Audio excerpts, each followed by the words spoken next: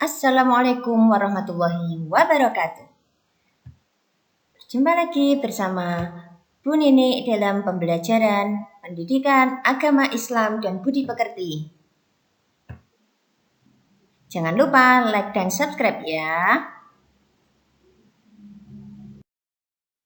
Anak-anak, di masa pandemi ini jangan lupa cuci tangan pakai sabun, selalu menggunakan masker ketika keluar rumah, jaga jarak. Sebelum kita belajar, mari kita berdoa dahulu. Bismillahirrahmanirrahim. Rabbi zidni ilma warzuqni fahma. Ya Allah, tambahkanlah aku ilmu dan berilah aku kemampuan untuk memahaminya.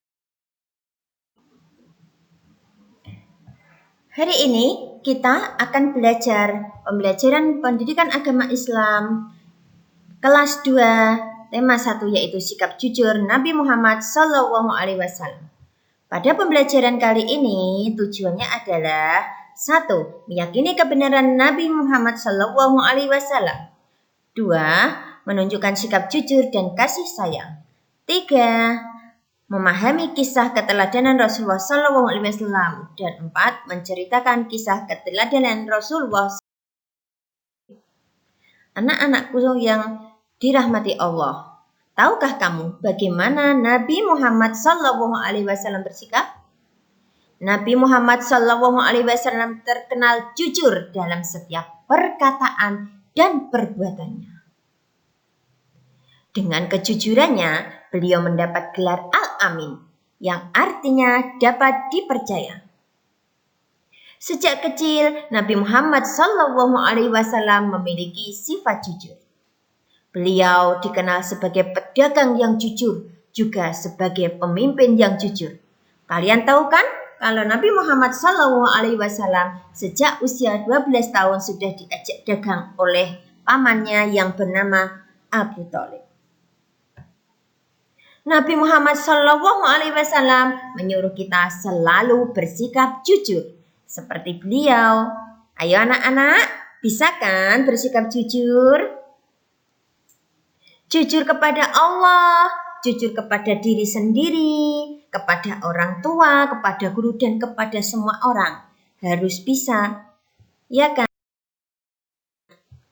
Nah anak-anakku, jujur adalah berkata yang sebenarnya. Maksudnya bagaimana?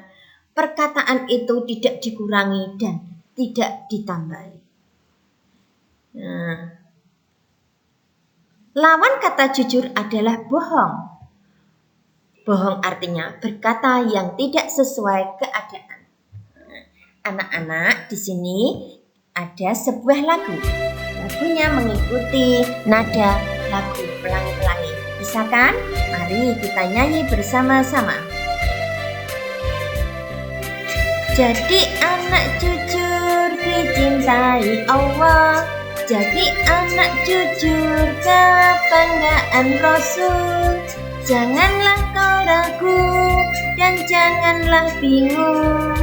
Jadi anak jujur pasti beruntung. Ya kan? Kita harus jujur supaya kita cintai Allah. Menjadi kebanggaan Rasulullah Muhammad SAW. Tidak usah ragu, tidak usah bingung, pasti beruntung. Oke, ulangi sekali lagi ya.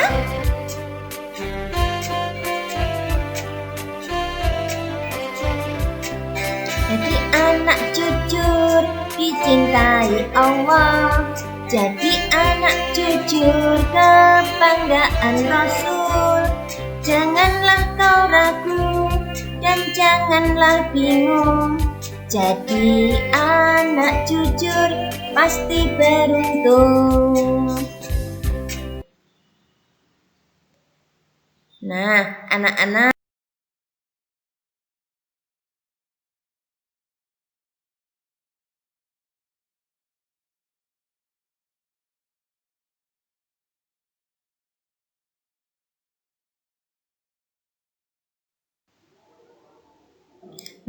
kalian tahu kan cerita serigala dan biri-biri yang diperankan Upin Ipin? Pernah nonton Upin Ipin kan? Saat itu Upin Ipin berperan sebagai petani.